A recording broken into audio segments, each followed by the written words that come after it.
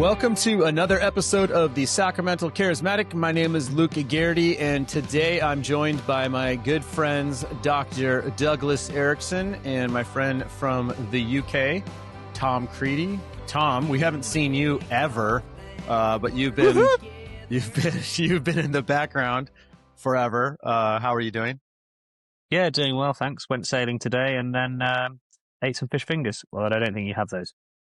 Fish finger? Is that like fish sticks? Question. Is that fish Maybe sticks? fish I sticks. have several questions. We're 30 seconds in and already there's questions. Did you say sailing? Yeah. Oh my Of word, course. you're so British. Just Okay, another all day right. as a British. How else would we have discovered the rest of the world? And I'll leave that there. Oh, okay. You're going to use the word discover. I will not use the word I would use. Anyway, welcome, guys. It's good to have you. And we are going to be talking more about the kingdom of God. Seems like Doug and the other Tom Lyons, and I have done several podcasts on the Kingdom Theology 1.0. I think we did a 2.0. This is maybe 0.5. We're going back on the basics. Is that fair? Yeah. So that's the plan. Put out a video last week and a corresponding article in relation to my argument suggesting that all theology should be shaped by kingdom theology, which I don't think is a very controversial statement in the Vineyard. In fact, I think that I thought that was what we all thought. I have nothing else to say. No. So we're going to kind of unpack that a little bit, and maybe there was a little bit of pushback from several people that I would say are not in the Vineyard. That would be my assumption based off of their responses. But yeah, I guess where do you want to start, Doug? Well, first of all, it's good to see you, Mr. Creedy. It's just like, Likewise. man, we've been chatting, but to do this is I'm honored. So that's, and as we go along, folks, you'll see that we have the three of us and Tom Lyons have history. So, we actually do like each other. If there's banter back and forth, don't be offended. We're not actually insulting one another. Doug and I could say we saw the young 12-year-old Tom Creedy show up at a Society for Vineyard Scholars' gathering. Come on. I think I was like at least 14 17 or 18. Yeah. He's the only scholar I know that was allowed to present multiple papers at conferences. No. Yeah. I think it was linked to the bursary system. So you got some money if you flew over and did a paper. So I was like, well, I need a bit more money.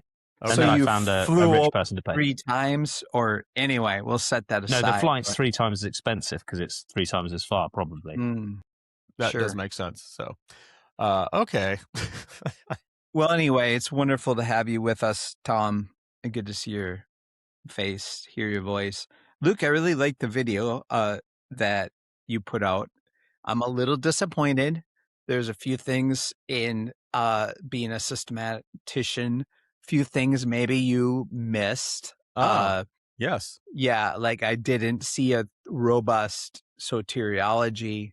I didn't see a robust doctrine of creation. I didn't see your theology of scripture. And so, I mean, you touched on a few things, but I mean, seriously, where's the comprehensive systematic theology? I mean, in an hour, one would think you could have packed in a few more things. Yes.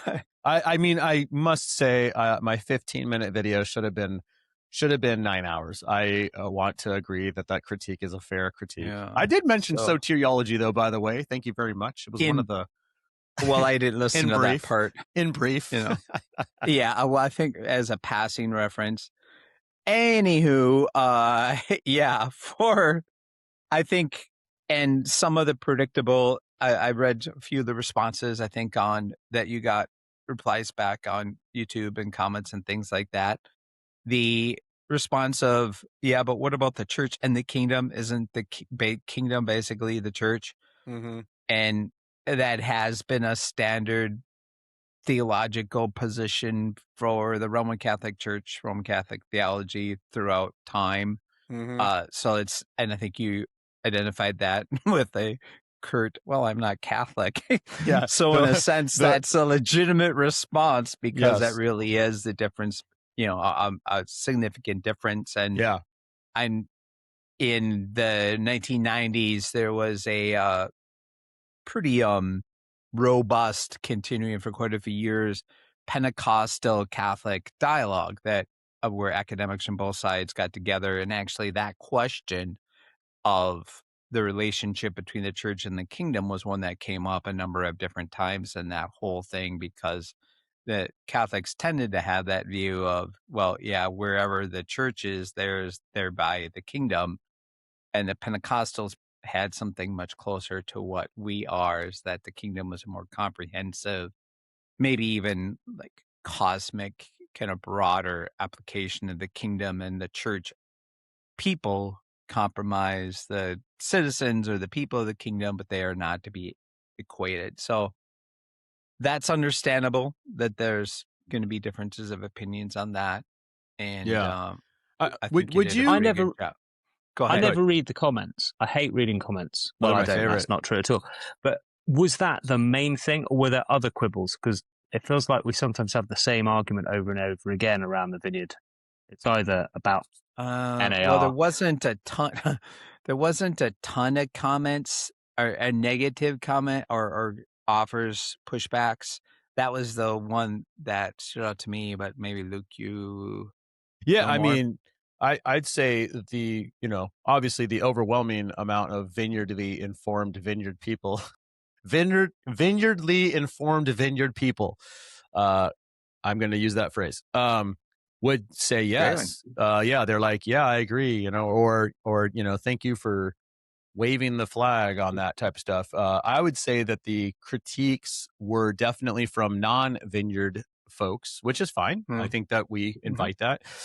We do our fair amount of critique of other traditions and movements and perspectives. But I'd say that the primary pushback was just the idea that the kingdom and the church are synonymous terms or concepts, which, again, I mean, yeah, that is my cheeky way of saying no by saying I'm not Roman Catholic.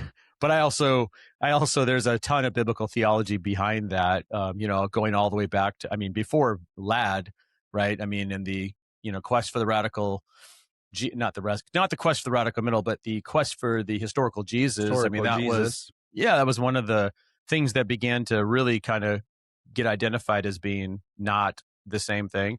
But I do borrow greatly from Ladd, as does Derek Morphy. I checked Breakthrough, as you guys know, 5th edition, and he follows Ladd's The Presence of the Future, and essentially sees the kingdom as not the same thing as the church, but the church is a witness to the kingdom, is a custodian for the kingdom, points to the kingdom, is the community of the kingdom, all the standard, the standard things that we say. And then first edition, there you go. Signed, author copy.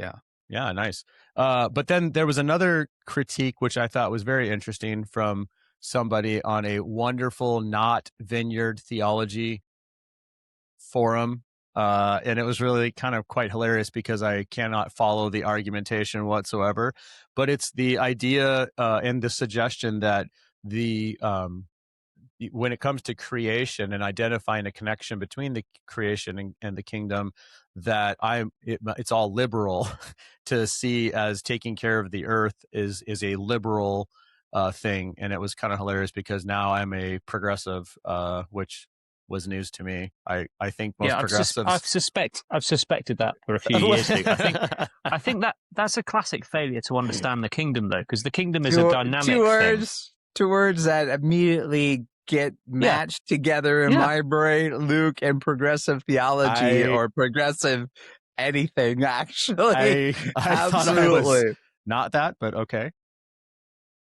Wowza. But this is what's maybe interesting about talking about ecclesiology, which I know, Luke, you've got almost nothing to say really about ecclesiology. You don't care Zero. at all. For regular listeners, he does go and listen to those. But if the kingdom is a dynamic thing, which it seems to be, at least in my reading of scripture, and I do like systematic theology too, but it seems like a dynamic thing that is coming and will come, then it seems to me that communities of people that call themselves Christians and call themselves churches could be infected or inflected with other dynamic things, like bad ideas that don't like creation.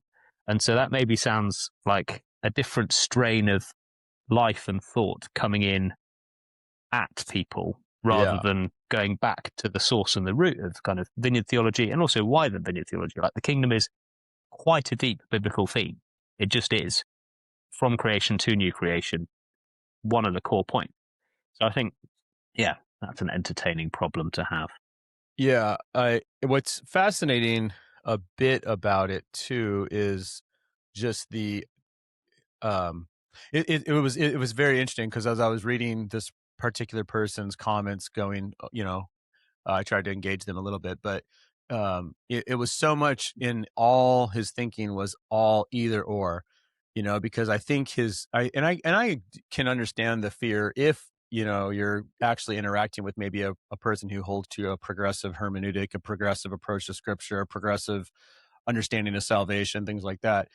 One would be concerned about, hey, if you take care of the earth and you actually are a good steward of the earth, then you're going to minimize salvation through God's grace by faith, in the name of Jesus by his work on the cross, whatever. Because that was his primary thing is no, the church is the kingdom, because the kingdom is all about, preaching Jesus and getting people saved, and that's what the church is supposed to do. But it's like, I'm not at all suggesting that we don't, hold to a view that Jesus is the way, the truth, and the life, and that salvation comes through faith in Jesus. And I also think we should, not, throw our trash out the window. I don't. It's good to hear you're still orthodox. I mean, I didn't know I was a liberal. It's always nice to find out on the internet as well. I think the authority of the internet is so helpful. I think the other thing I want to point out about creation is nearly everything in the Bible takes place somewhere, mostly in the created world. There are some bits I don't understand where there's like heavenly councils, but the earliest part takes place in a garden, right? I think we know that. Yeah. The tail end part seems to take place in a throne room in a city. Jesus's ministry and all of his teaching, which is quite inflected and infected with creational language, also takes place in a place. And so I always find it quite interesting when people are like, oh, only progressives can care about creation or stuff. Yeah. Because like, on the one hand, no. And on the other hand, I see your concern. It is silly, but it also, I think, fails to take into account the spread of biblical data we have. Yeah. I mean, it's such a narrow reading of scripture where, actually, I think G.K. Beale's work on the temple and his biblical theology related to Genesis 1 and 2, that was kind of what I was getting at, is that, because I think he's influenced a lot of my thinking on this, is that in Genesis 1 and 2, you have a ton of kingdom language related to stewardship and rule of dominion. God, and dominion in a non-dominion theology way. It's very interesting, because I think if we approach the Bible as a in a holistic sense, and we're doing a biblical theology, we can't help but see these themes, running over and over again, from Genesis to Revelation, which is Beale's big argument, and I think it's his book, The Church, the Church, the Temple of God, or the Mission of God, or can't remember which one it is, but because he's written a lot on it, but it's a prominent theme is kind of my point. So I thought that was interesting. And Beale's actually working on, so in my day job when I'm not doing this or sailing or throwing things at my children in a friendly way, I work in publishing. With your children. You can throw like a ball at them and they catch it. That's nice. Do you not do that? Okay. Or do you use guns? Yes. That's like your country's problem. It's America. Okay. Well, they have their. How old is your oldest? 6. I'm an old man. Yeah. Now. Well, they would already have their own gun. Focus. In America. Yeah. Oh, sorry. But see, in my part day of the job, problem here, Luke, is I thought I had some items that were of more controversial nature that I thought we were saving to the end of the thing after people had listened for a while. I didn't realize that we were just going to launch Creedy and I have a plan here. Upset everybody right away. So I'm a little bit. Yeah, well, you're wrong about stuff. But I think what I was trying to say is when I'm working, I work in publishing, and Greg Beale is working on another book in the same series, in the same vein, not about temple, but about wilderness. And he takes that theme again through the whole Bible. And I think you've only used the word tension once in your article, but Ventnor uses the word tension 3 times in his comment on your article on your Substack, Luke. Nice basic Trinitarian commentary. I think wilderness is something that would really help us think about kingdom, because we love talking about the now and the not yet when it's pastorally useful because we can't explain what's happening. But I think when we're in a season of more now than not yet, remembering that wilderness and the coming kingdom go hand in hand, and sometimes maybe even be quite important. Like if we look at when Jesus goes to the wilderness, if we look at when God's people in the Old Testament are in exile, church I'm part of at the moment is preaching through Daniel, which is quite hard for a affluent university town audience to get its head round, like being carted off and having to resolve to follow God. Yeah, exile. So I wonder whether exile is something, not just because Beale's writing about it or has written about it and it'll publish next year, I think wilderness is something that it's not really a dogmatic thing rather than loci or whatever, but it's something that is definitely a biblical theme which could help us. And maybe the Vineyard needs to think historically, are we in a kind of relative wilderness season where we've got different challenges? You've mentioned the challenge of theology. I'm sure we're all aware of other challenges that are also theological. But the wilderness motif in Scripture is a really helpful thing, I think. Not exile, not just exile, but wilderness. Interesting. And the issue and the thing that brings that to mind for me is it seems to matter to God. I mean, and where one of the places it comes out is like in the instructions about Sabbath, right? That initially on the 7th day you'll rest. And then if we work through the progression, it was just like 7 years, let the land rest and let the critters, let the wild things grow, live on what you grew the previous years, year 6, trust me for provision, and don't prevent the little wild animals and the birds and things from sustaining themselves. And then year 8, boom, start over again. And consistently the threat is, and it comes to Jeremiah, and by the time it gets to Jeremiah and Ezekiel, is because you didn't keep the Sabbath, I'm going to force Sabbath on you via exile, 70 years, and the land is going to receive its rest for 70 years.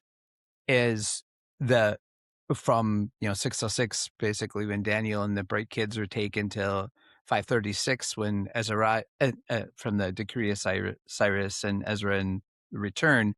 That 70 years, there were still some random people living there, but it wasn't being really manicured. It wasn't being farmed. It wasn't being the animals, even the oxen and the wild animals and the so-called domesticated animals.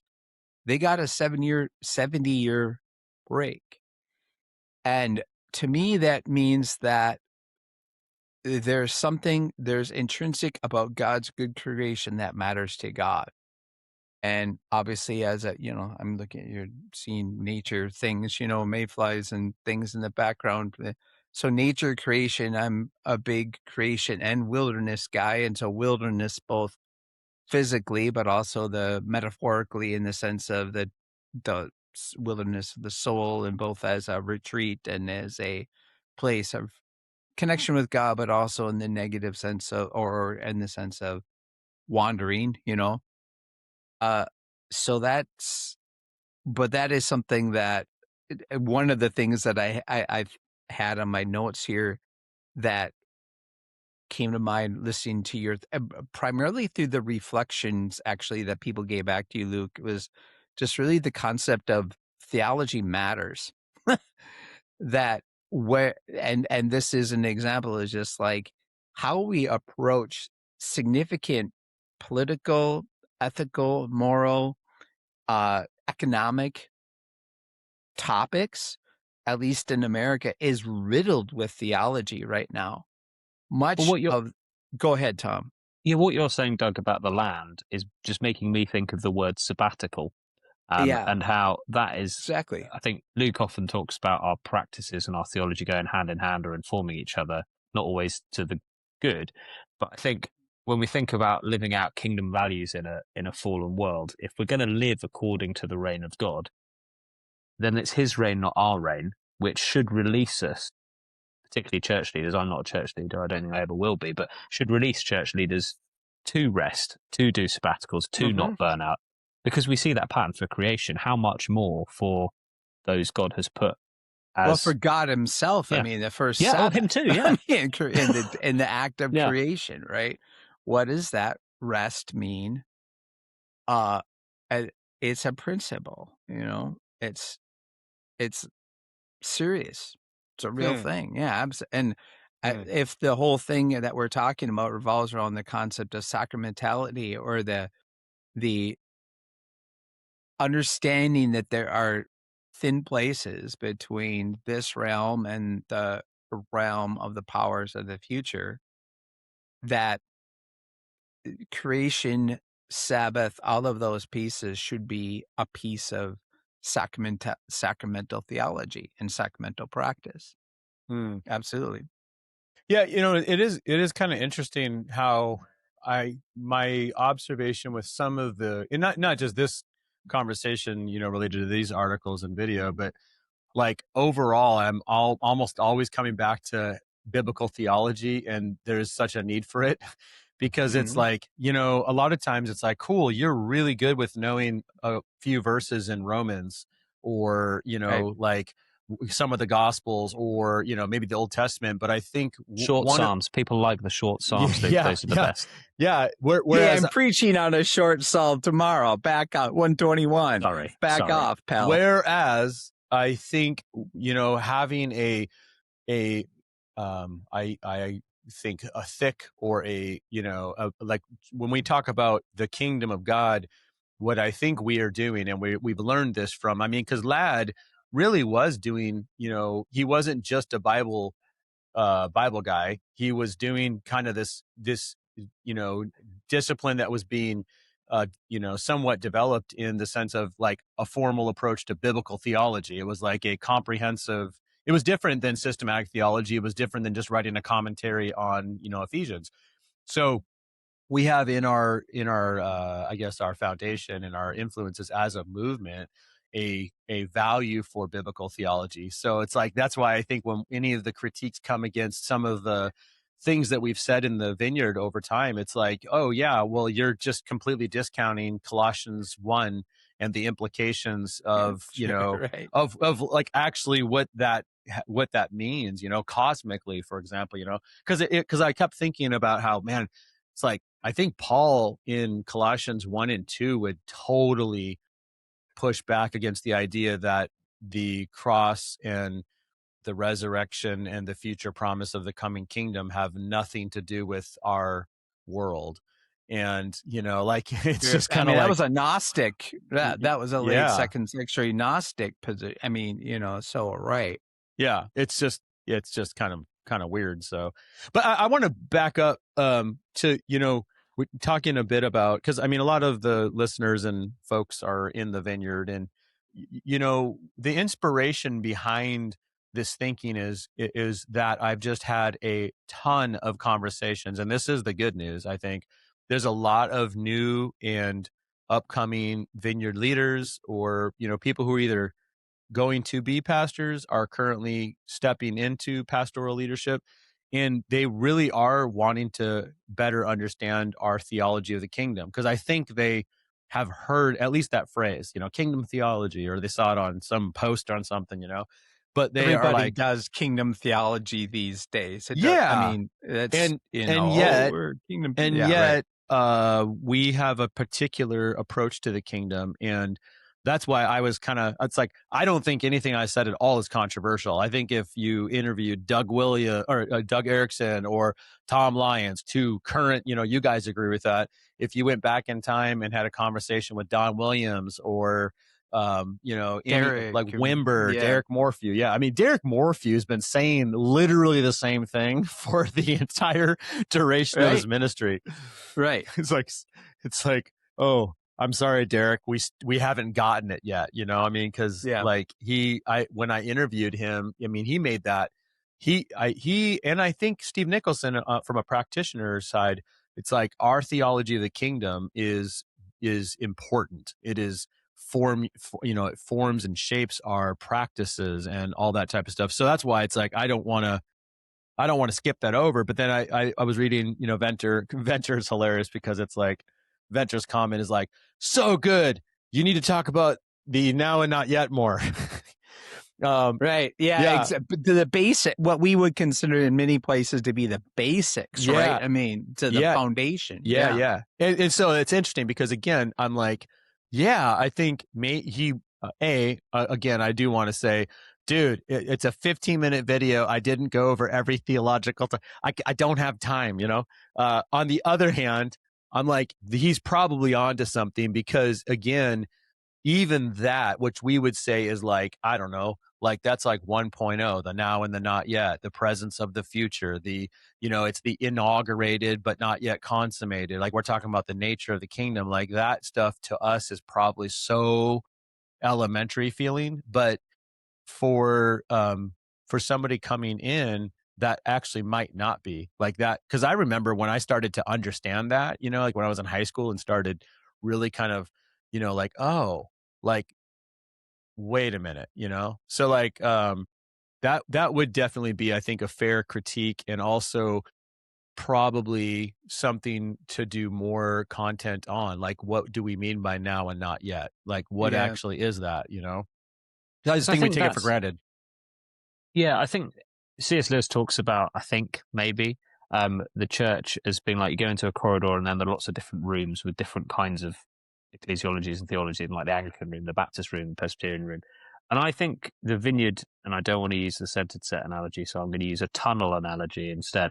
I think people tend to come into the vineyard from other churches in two directions. Yeah. One is, like me, from a kind of cessationist, reformed sort of place. I did a New Testament module at a secular university and went, well, I either have to say none of this happened, or I'm going to have to become a charismatic, theologically speaking. That was how I engaged with the kind of Bultmann question. And then Ladd was useful for getting out of the woods and out of the weeds.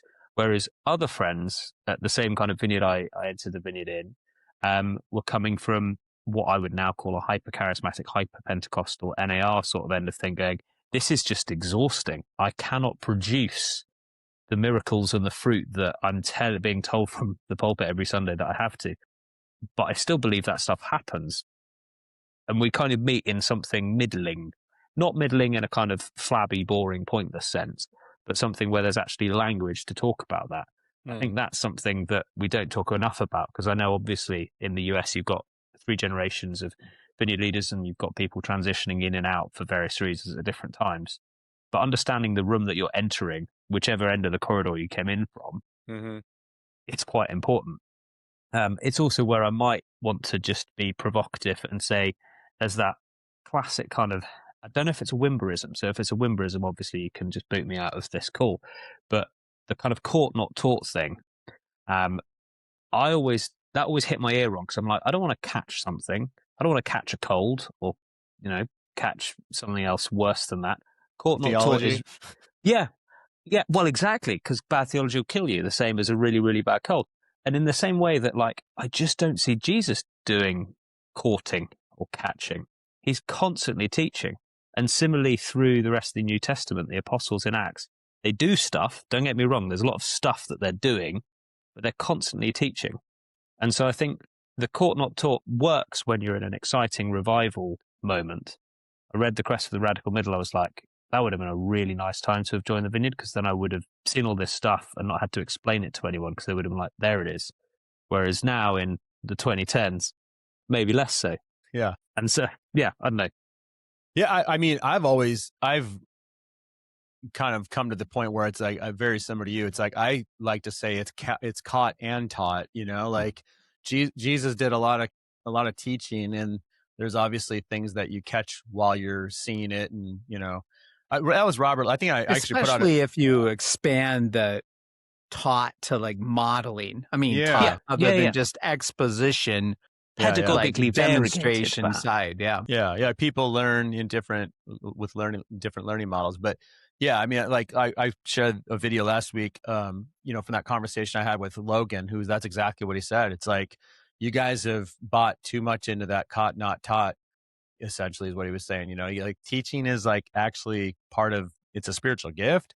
It's preach the word. One of it's expected as elders should be able to teach. One of the functions. It's one of the functions of the said fivefold ministry gifts. So yeah, it just seems like that's kind of important to do. So thinking about this crisis, because I do think that it is crisis / opportunity. Like, I mean, you and I, Doug, I think, actually probably all of us in our 700-year-long Facebook chat group.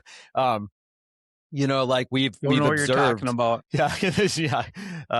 But we've observed that there's people who are serving as pastors of Vineyard churches, for like 4 or 5 years, and they're asking like, hey, what would be a good book to understand the kingdom of God? And so some people I've seen, when those comments get posted on, social media, are like losing their mind and like, oh my gosh, you call yourself a Vineyard pastor?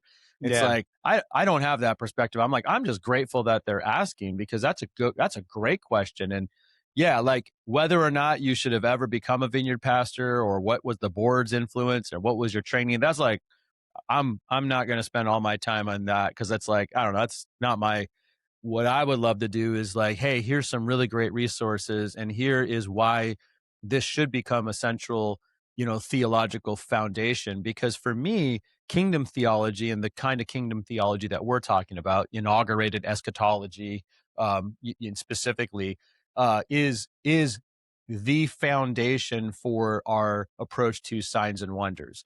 It is the central message and part, and the proclamation, the demonstration of Jesus' ministry, which I believe we're to continue. But it also keeps us from like making significant mistakes in pastoral care too, right? Like we are actually able to walk alongside people as they are suffering from, chronic illnesses, or they have to watch one of their children, God forbid, pass away, or their spouse from cancer. It's like, we don't just say, well, we have a cancer-free campus and just pretend, and then sorry, you should have had more faith, right? Like, what we don't realize, I think, oftentimes, is that this is the lifeblood of our movement, and it really is so important to every aspect. And that was kind of the point I was trying to make, which is, again, I didn't go over every biblically, or every topic in systematic theology. I apologize. I didn't talk about infralapsarianism. Sorry, Tom Creedy. But I want to just, in a sense, like nudge us to see that when we're thinking theologically, we should be asking how the nature of the kingdom, the coming kingdom, the promises of the kingdom, the hope of the kingdom, how the inbreaking of the kingdom should have some influence in the way that we articulate our thinking about that, and also our practices. Like, I don't think that that's controversial, but I do think that there's a lot of people in the Vineyard that might not be aware of that, because, they might have come in a different time. Yeah, for sure. And that, that shouldn't be surprising. I mean, because all of those guys in the generations ahead of us, I mean, Wimber said this, Don Williams said this, Derek has said this, Peter Davids, Alex, Steve Nicholson still says this all the time. You're 10 years or so from losing that. You're always 10 years or so from losing the identity. The next generation of this. Is it simple? What same thing Derek has been saying for 40 years or whatever? Yes. But is it necessary? Also, yes. So that I don't get too upset about that either, about people saying, well, wait a minute, I'm doing this in the kingdom. What do you, also because the whole concept has just been so diluted. And like I said, everyone says they're kingdom now, right? But I was just looking when you were talking, Kummel, Vineyard Church Kummel, Promise and Fulfillment, 1956, Jeremias here about the same time, Coleman, the kingdom synthesis of that came together after the Schweitzer and Bultmann and everything in the 50s. And yet it was 40 years until Wimber, until there was actually a church model that put the theology into practice. you know what I'm saying? Just which the theology was there from Coleman and Kummel and Jeremias and Voss and etc. Goppelt, but it took 3 or 4 decades for an actual this is Wimber's genius, where I'd follow up on another video that he did recently. This is Wimber's genius, that it took that long for someone to put those two things together. This is what you just said. This is how the theology actually affects church practice. Yeah. And what's fascinating about the Vineyard history of that, specifically about Wimber, is, in several books, in the 70s, Wimber is trying to find a theological framework, a biblical theology, right, a model. Build. Yeah, he's and it didn't exist. Yeah, so he goes to Catherine Coleman stuff. He reads all the. I mean, like I think Kevin Springer mentions this, that, and as well as others. And by the way, I just had a conversation with Jack Little last week, who's going to be on the podcast in the future, and it's just interesting hearing like Wimber was exploring word of faith. I mean, they read all the Kenneth Hagin, and and it's like he didn't hold to any of that theology, but he was looking. And so when he comes upon Ladd and reads his theology of the New Testament, the presence of the future, the gospel of the kingdom, when he starts to really interact with that, he sees in that it was a convincing biblical theology. It was a synthesis of understanding what the kingdom was that kept all the tensions, and then he just said, this is exactly why we can pray for the sick and we can actually see deliverance happening. This is it. And so I think the reason why we keep coming back to it is because we don't realize how groundbreaking, and you've made a good point about this, Doug, because I like how Ladd simply made the Germans. The kingdom, he made the kingdom theology, which had won. I mean, I would say it had won. Like everybody was like, this. Right. It had won the day. Yeah, absolutely. It had won the day. He made it acceptable and accessible to evangelicals. That is really Ladd's contribution, right? Like he didn't say anything that you can't find in other places, but he was able to do it in a way with his authority, his understanding of Scripture as the authoritative, primary authority, whatever you want to say. He saw it as the Word of God. And he understood evangelicals of the day, understood their concerns, like you said, like biblical. But it is interesting. Like that. I mean, I'm just looking at right here. I think my copy of The Presence of the Future is an original. I've got, it's a revised, so I don't know. But this is like what, 1950 something? 1974. So first 64. 64 is the first printing. Yeah. Because the gospel of the kingdom actually was first, before right? That. Yeah. I've got that here too. And that is copyrighted in pages are falling out. Guys, this isn't good. It's been read too much. 1959. So, point being, as you just said, we're talking about a super long time, and then finally, it gets like applied into the local church. That is remarkable, right? Because, and I guess that's kind of, I don't know. I mean, like Tom was saying, I mean, clearly my primary interest in theology is generally, when it comes to systematics, is ecclesiology. That's my wheelhouse. That's where I'm most fascinated by, and so I think this is an important topic for us. And I think it really, I know Tom, you had something but okay, so forgive me, people, this is one of those going off moments, but here's just ecclesiology in itself. This is where I think this kingdom theology, part of the big tent factor of it is so fascinating to me, because here we are. Let's add our absent member Lyons into the mix here. Tom Lyons and I, we've prayed, we've fasted, we've sought God's heart, we've pursued, and yet you and Creedy are still in this locked in this reformed prison, Yeah. And just because Lyons and I believe that human choices actually matter, and we're not just automatons out playing God's little game, and that things like prayer works and stuff like that, we haven't given up on you guys and yet both Tom Lyons and I from the Armenian side of the world, and you and Creedy from the Reformed side of the world. Would you consider yourself part of the Armenian side of the world there? Well, I just want to see where Doug's going. I just want to see where he's going with this. Have found a framework in Kingdom Theology that we can adopt and live with, and even that, see aspects of where different traditions can be challenged. But is that my corridor analogy again? Maybe it's a cross-shaped corridor. And I don't know why I'm doing this. For the audio listeners, I was just pointing at myself, so that was unhelpful. I think, in a really simplistic way, the Reformed position's weakness, as you've caricatured it, Doug, is we don't have to bother.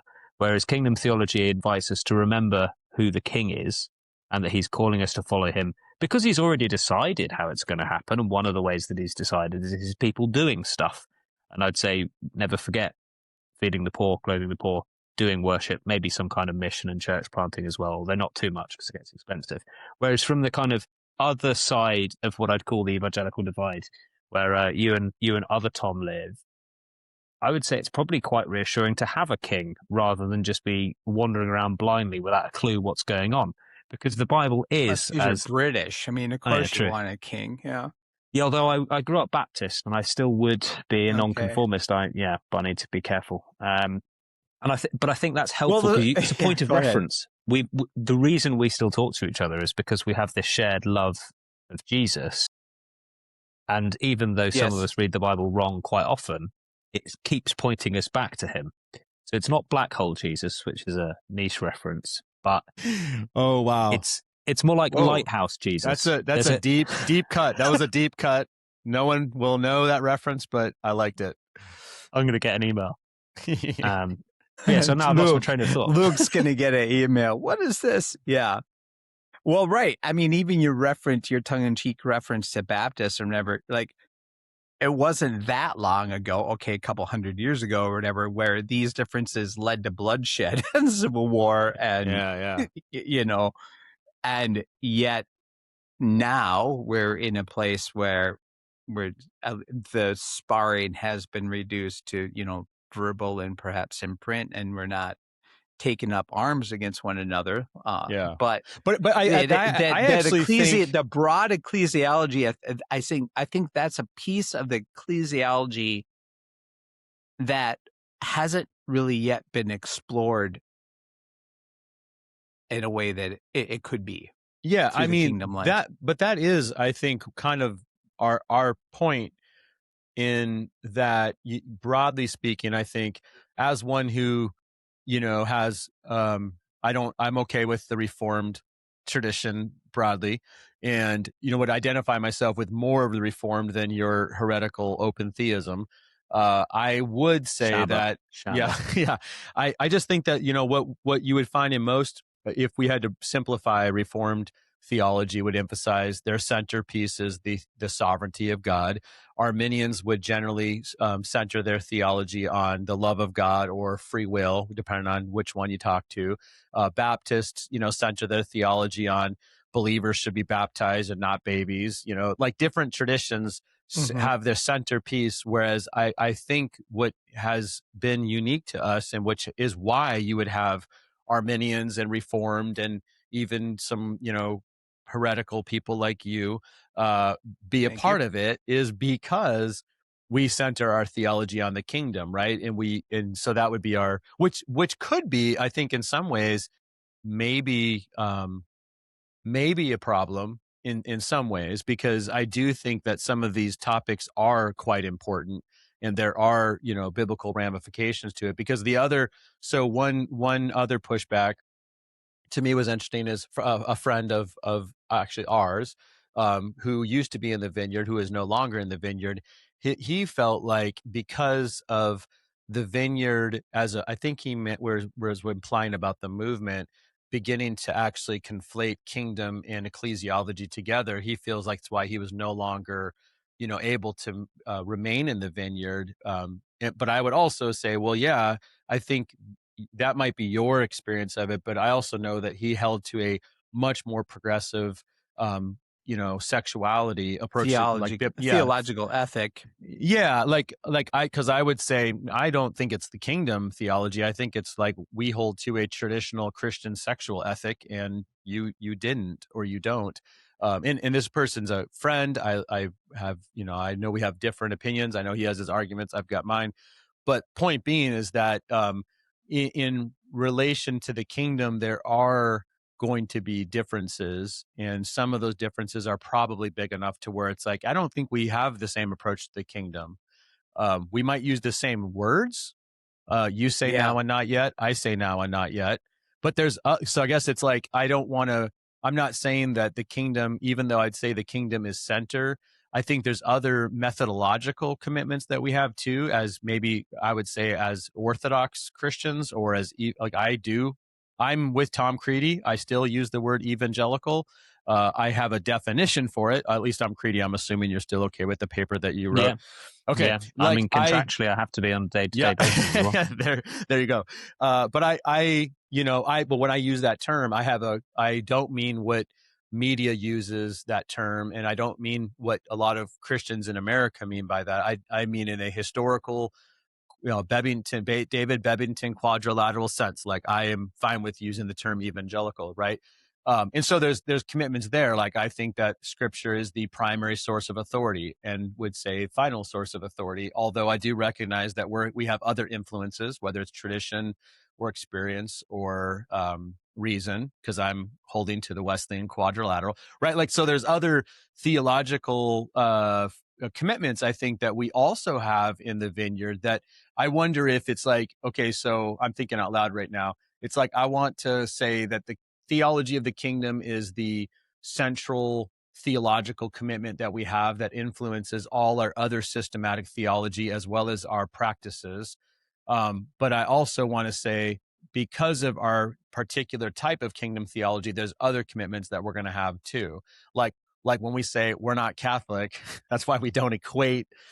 That goes back to a particular, I mean, I'm a Protestant, clearly, I'm still okay with not worshiping, or okay, I'll leave it at that. Be nice. Well, you're married and you need a church, Luke. I think that's a dead giveaway. That's true. That is true.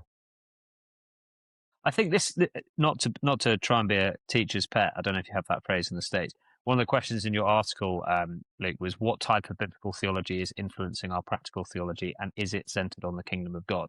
Mm-hmm. I would say that's a great question, not least because even raising the word biblical theology is a really helpful thing, because so much practical theology is, in my view, biblically anemic. I read Christian books a lot, or books that claim to be Christian, and occasionally I'll read one with virtually no Bible verses in, and I'm like, wait, what? Whereas I've just finished editing a book, comes out next year, which is just about the chat Jesus has on the road to Emmaus, which, to be honest, I've never really thought about before, because I'm a good biblical theologian. I like reading the whole Bible. I don't want to focus too much on any one proof text, because it might find me, be difficult, might make me an Arminian or something. But the Emmaus Road text has so much going on. But one of the things Jesus does there is biblical theology. He takes them through the scriptures to open their eyes, rather than saying, bam, it's me. And then he does the cool, disappearing trick at the end. And I think that's a really fun model in some way for how we should be doing lots of things in churches. We should be explaining to people from the scriptures. We should be coming alongside them. We shouldn't be pretending we're not someone, although I think, Jesus, the Son of God, eternal King of the universe, can do that. And then, that kind of big reveal in the context of having done that. I don't really think it's a model in terms of an order, but a model in terms of those three things of biblical teaching, coming alongside, bam. Those three things to me feel quite kingdom shaped, maybe Vineyard shaped, when Vineyard is doing what it's meant to be doing. Those three things should be dancing around each other on a road in a direction rather than just because it's fun. I'm going to throw a softball into your court, Tom, just because I know this is your area of expertise. And I would say this, those of you who don't know Tom, just like I pride myself as a reader, but I read broadly and of popular things and literature and novels and things like this. And probably one of the few people I know reads more, especially academically. I read a lot of novels, literature kind of things, less academic stuff. The only person I know that reads more of that stuff than I do is Tom, who's, granted you've done it as a employment for a long time. So your exposure to a lot of this stuff is much broader than mine.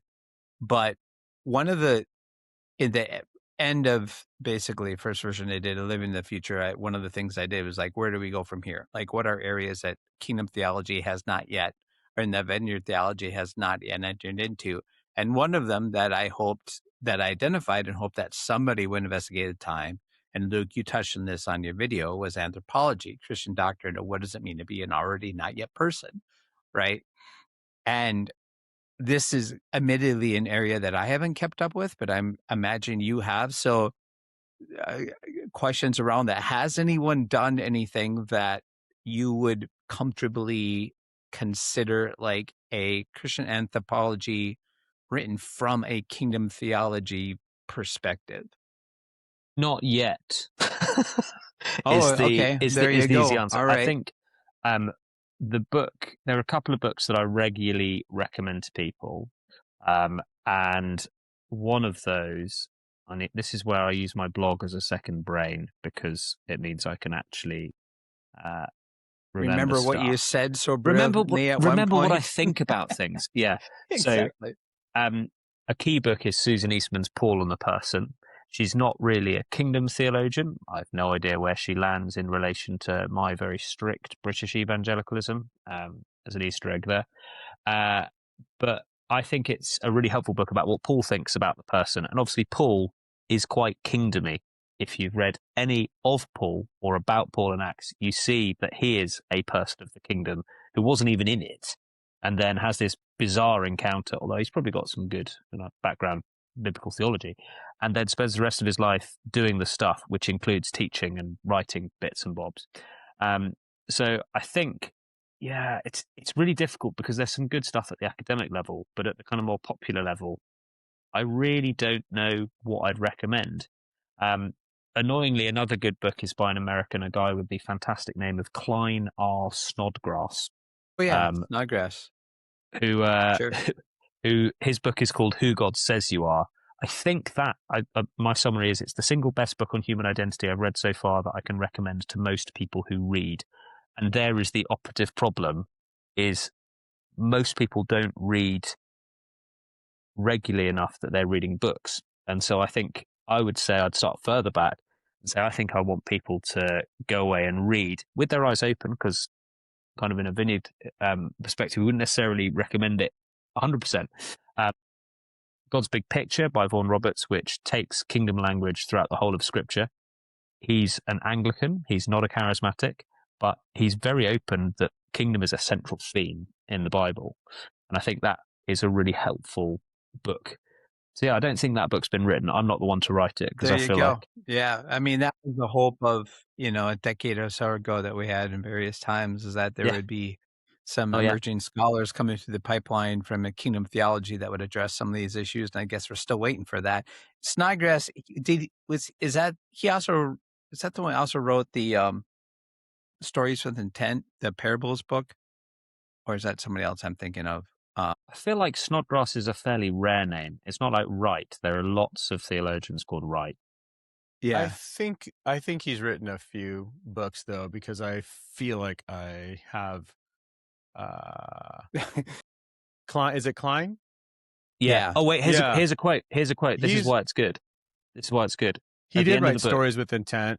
Yeah. And he also he also did he was at North Park. Yeah, he also did the Ephesians commentary in the NIV application. That's how I know him. I do have Stories with Intent, which is a great book. Fantastic book.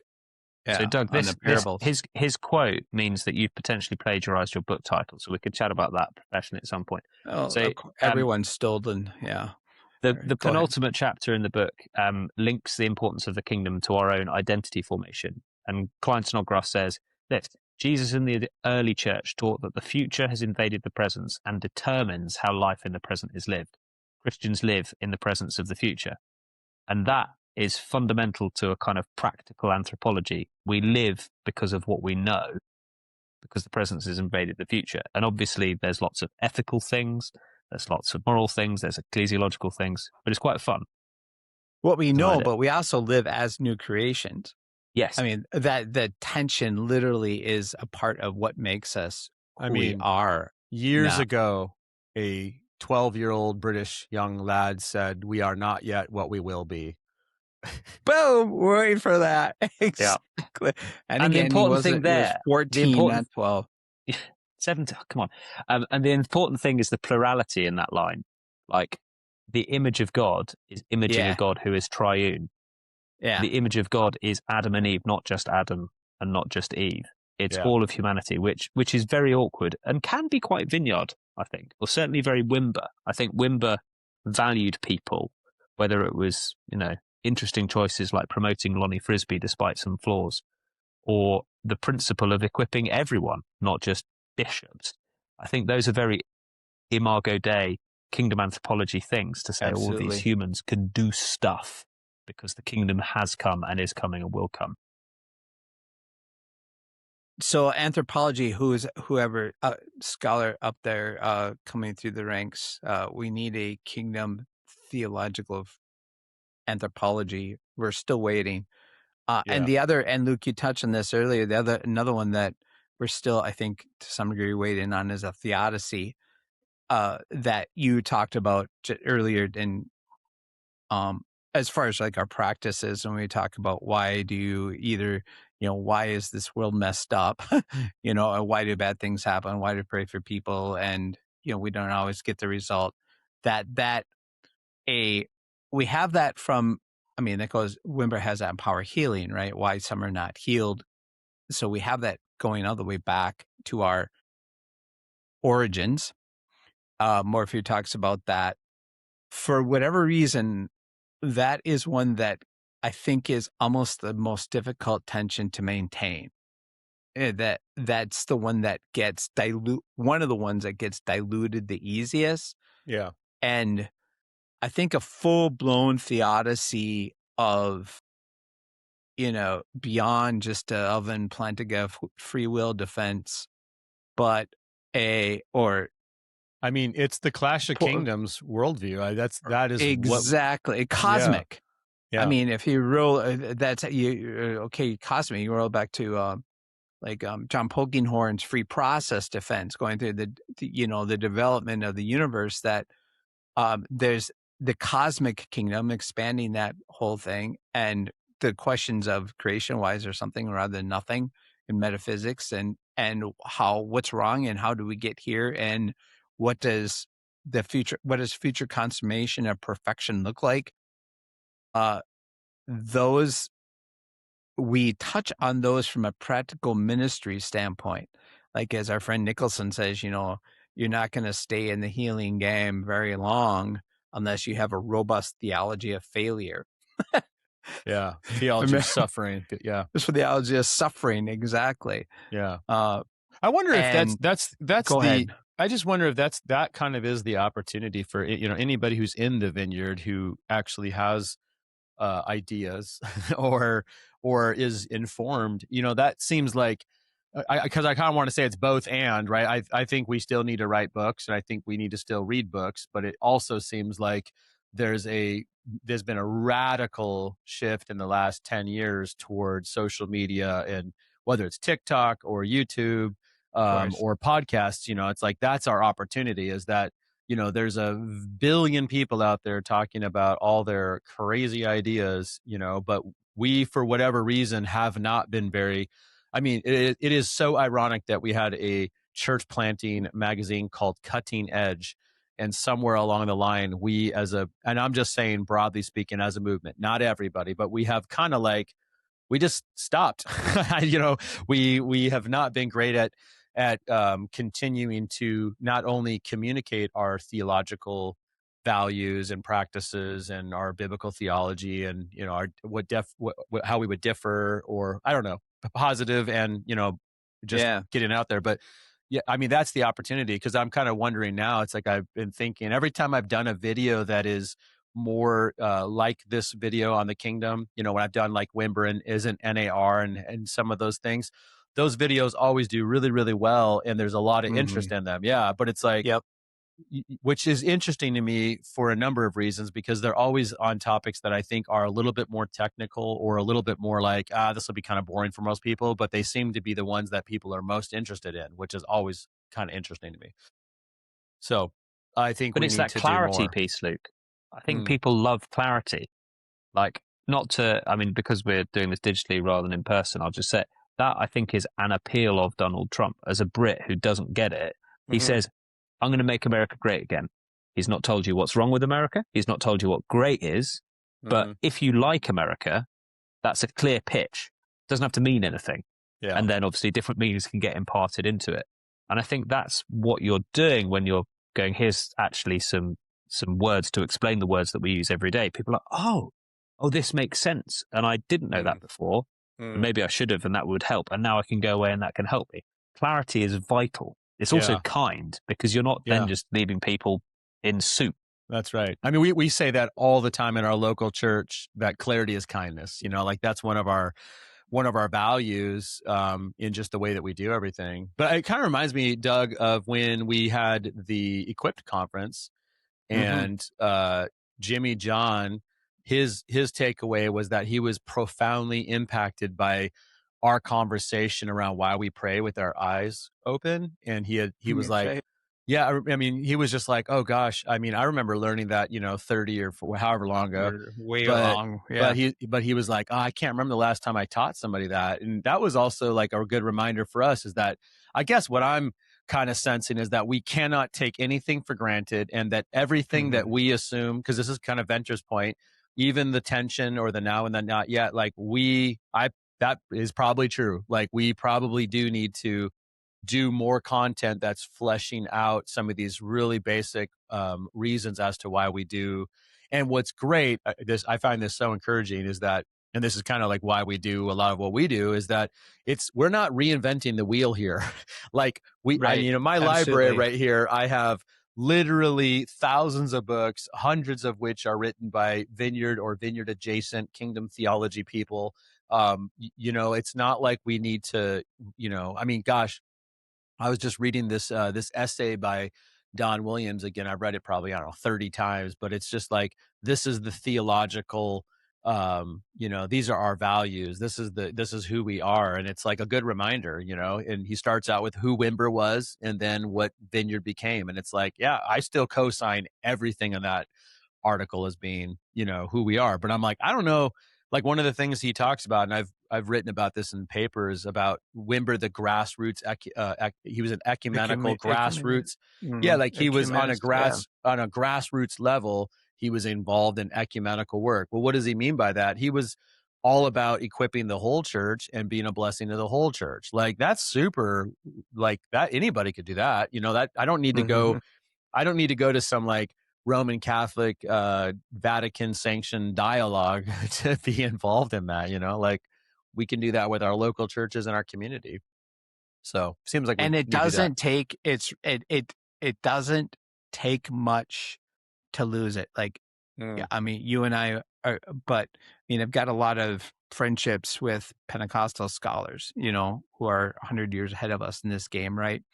And one of the things that some of the older Pentecostal academics have told me a number of times is what you guys are doing in the Vineyard, we had and lost. So don't lose that, because what somehow along the line, Pentecostalism began adopting all kinds of other theological frameworks and became something quite unreasonable. And so now, there's a number of younger Pentecostal academics that are trying to steer the ship back to kingdom theology, basically. Yeah, right? I think one of those is a guy in the UK called Jonathan Black, who is part of the Apostolic Church. And I remember the first time I chatted to him about something, I was like, he's Pentecostal, there's no way I agree. And I was literally just going, yeah. It was very weird. But it was very encouraging. And I would say that's a name to Google. His book on the Lord's Supper is good, which, great book. Unless Luke disagrees, I have no idea. No, I've read it. I like Jonathan Black. I just wonder if there's a controversial opinion to just throw out about that ecumenicism thing. So one of the things I've loved about the Vineyard churches in the UK I've been part of is that at the start of the church service gathering on a Sunday, the pastor will say something along the lines of, "Welcome, we hope that you find a church to connect with, whether it's here or X down the road." I'm like, that's good. That's practical ecumenicism. Question to both of you, particularly Luke as a pastor, does multi-site church negate that because we're saying it needs to be a vineyard or it's not good enough? Or are you not allowed to answer that question? Well, as one who's exploring that. We're no, I think that is a good question. In fact, so again, my ecclesiology and my missional theology is going to be shaped more so by the kingdom than it's going to be shaped by brand management. First of all, I do want to say that. I think that there's a number of things that are I would assume would influence some of those decisions. Because while it may be true that there are good and healthy churches in a community, they might not have the same, vibe is the most non-theological term, but discipleship, processes, things like that, right?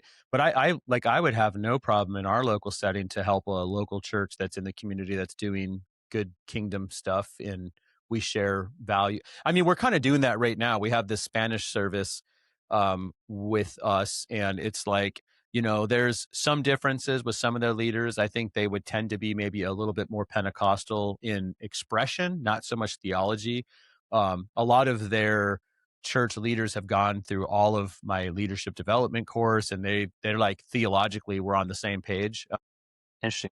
Yeah, so it seems like it's more about expression, which again is totally fine, because there's people that come to our Sunday morning services that are like way expressive, and then there's others that are introverts just going to chill, and so we chose to, work with them because there was a lot of similarity, and we wanted to bless the Spanish-speaking Latino community. But I think with multi-sites, like the practical theology of, I think in the world of that world, it's like optimal seating at optimal times, creating more space, reaching more people. Yeah, which I don't have a problem with at all. I just think that I wouldn't assume that that's the first answer. I think that there might be other answers that are, again, because of our kingdom theology and our value for other churches, like that would be a legit question. Like maybe there's a church across town that we could be a blessing to and send a bunch of volunteers with. It really just comes down to, I think, probably pragmatically, like, what's that partnership going to look like? Are there things, because while I can get behind a local Baptist church down the road, I also am going to say, I think that there's significant things missing in certain aspects of that I think are important to discipleship. But I think getting back that's a good point. John's comment, I know the article you're talking about, I have it in the first fruits over here. This is kind of the broader ecclesiology question, but we also have to really think carefully about what we're talking about, like that ecumenist that John Wimber was, because he was a very specific kind of ecumenist, because he wasn't showing up at Lutheran, Episcopal, Reformed, whatever churches to evangelize, to convince them that they're wrong about whatever. he was invited to do a few very specific things. Yeah. Primarily, everyone gets to play in doing this stuff. And many cases, it was churches that were in the remnants of the charismatic proper movement of the 1960s and 70s that had moved through Lutheran churches, through Larry Christensen, for example, through Catholic, Charismatic, etc. He was invited to those communities back who had this experience of the power of the Holy Spirit, but were struggling with, how do we continue this? How do we nurture this? How do we keep doing this? And so Wimber's thing was going back to those places, and he wasn't having theological discussions with them on the Lord's Supper or baptism or anything else. He was doing a very specific kind of thing. I think that is the grassroots. I think that's helpful to keep that in mind. That. Yeah, I mean, I think though that there's different types of ecumenical work, right? Because again, like what was interesting when I was doing ecumenical, scare quotes, ecumenical work on the Catholic dialogue, as a Vineyard theologian, it was very interesting to me that every one of the Catholic theologians there all had a John Wimber story. That was interesting to me, and every one of them came up to me the first day and was like, "Oh, you're from the Vineyard. We're so glad you're here." And I'm like, "Yeah, I was super intimidated. I'm like 35 years younger than everybody. I don't have 8 PhDs, in systematic theology or ecumenical studies." And they all were like, yeah, Wimber came to our Catholic seminary in 1986 and did a conference on how to pray for the sick. And like that really deeply so I think that there's that. And then there is, I wouldn't consider my participation was probably less of an example of this, but like there are theologians who are engaging to have dialogue like the Catholic theologians are like, we want to have this dialogue with evangelicals because we want to pursue the truth and we want to be one church, as because they're 4 marks, right? Apostolic, one, right? So like they're working towards that, and I think that's a fair thing to work through. But I think that that's going to be different than what a local church would do. So it's like I think the Vineyard's general. I guess I'd break it down. I'd say the way we are ecumenical is that we are not rude to other churches. Like even when we disagree with them, like it's like, hey, we want to be a blessing as much as we can, and we will find ways to work together on the things that we can work with you on, but we're also going to have some differences. Like I'm not sending a whole bunch of people from our church to go to some conference that's going to be all about saying that the spiritual gifts are not for today. Or we had some Jehovah's Witnesses show up at our church a few months ago, and which was interesting. And so they show up in suits, and it was this dude in his nice suit, and he's got like 3 of his high school kids, who are all dressed up super nice. And he comes into the Vineyard, and he was waiting patiently to talk to the pastor. And so I'm sure he's looking around, seeing all of the people that go to our church dressed the way that they're dressed, and he's probably just like, "What in the?" And is this a church or a Goodwill? Yeah, it was just, it was so funny. That would be. But he's like, you're the pastor? He wanted, he wanted me to have our youth group go to this big youth event they were going to. And I was like, no, you know what? There's absolutely no way in the world that I would ever in a million years have anybody, have any influence from Jehovah's Witness theology. I mean, I think it's a cult. I've analyzed it. I've studied it. Your guys' Bible itself is not a translation. And so anyway, like, but there's obviously there are limits.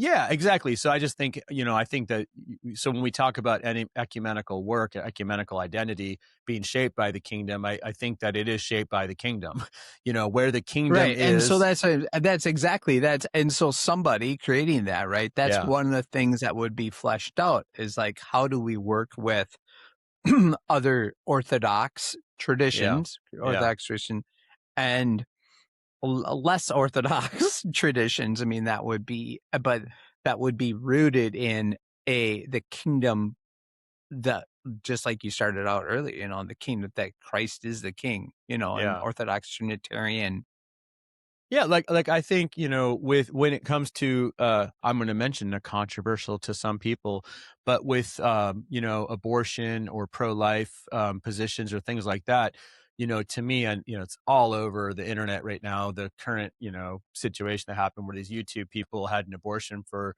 their child who has had Down syndrome, and so that deeply affects me because my youngest sister has Down syndrome, and I actually, Creedy, you're probably the only person I know who has done more work on disability theology. Yeah, because I've read all the literature and I've tried to be as informed as I can, but I do know that you are more of a dork in that world, and so I believe that every human being is created in the image of God and has the intrinsic value. So I would have no problem working with anybody from any stripe, when it comes to something like that. But I think that there's limitations on what we mean by that. Like, are we talking about having church services together where we're worshiping two different Jesuses? Or are we talking about, having conversations and dialogues or doing political activism or, whatever. Well, okay. There you go. Perfect. There's another area of Tom's that's in Tom's wheelhouse is the whole that we're waiting for as a kingdom political, ethical, moral theology. Yeah, I think this is... So wait, whoa. You're telling me right now that Wayne Grudem's book on politics is not the final word? I'd like to hear from Tom, actually. I'm not going to dignify that with a response. Thank you. I think... I mean, my main issue with that book is it's a weird shape and it sticks out of my shelf. It's like, why can't books all be the similar? Why? Seriously, 5 by 8.5. Or I mean, get a clue. Anyway, I think this is something we won't have time to go into today. Maybe it's something for a transatlantic. We can meet on a battleship in the Atlantic somewhere and do it. As long as it's flying the U.S. flag, baby. Well, there's not much of an English Navy left. I think there's. Or the American. I think there's an interesting thing here where in the UK, so in Vineyard Church has been part of, in Baptist Church has been part of, in Anglican Church has been part of, because there are less of us, we've got different relationships and we have different theologies and we have ways of talking about it. In the States, I always find it hilarious how theology is not that much talked about and certainly not in the way that you relate to other churches. And so I wonder if there's a really interesting cultural thing, which is different. And then in the UK, the Vineyard is 100 and something churches. In the US, the Vineyard has historically been more than 200 churches or more than whatever it is at the moment. And so again, you've got that different size thing where I think that will engage with how you do co-belligerence. And then just time, probably. I think, you allude to the Roman Catholic theologians at that gathering, Luke, having PhDs and stuff, and you'd not got round to it yet because, kids, church, lazy, fly fishing. Lazy. Well, yeah, but I'm trying to be friendly because people might watch this. I openly admit lazy. But those guys they had to do 8 years of seminary to be priests in their view, which is awkward because they already are if they're following Jesus. It's wild, that Martin Luther guy. But I'm going to stop that. I'm going to stop that. Yeah, what? Sorry, yeah. Shots fired. Back. This is actually when I bought this thing recently. This is my, whenever somebody says something amazing, it's my hype button. So I'm gonna do that for your comment about the priesthood of all believers, or everybody gets to play. Yeah. Carry on, Tom. No, I think that's it because otherwise it will take us a half an hour to tease out what I'm getting at because I'll have to send you some websites. Yeah, I mean, Creedy, you do need to become regular vineyardists because you've literally been a part of the group forever. Well, see what the feedback is, Luke. If the comments are all negative, what is a Roman Catholic, then I ain't interested. Okay. So if you would like Tom Creedy... If the feedback is engagement. It's all about engagement, Tom. Oh, sorry. So even if it's negative, it's still engagement. Listen, why don't you do stuff about sex, Luke? That was the way to get the clicks back in 2013. Come on, man.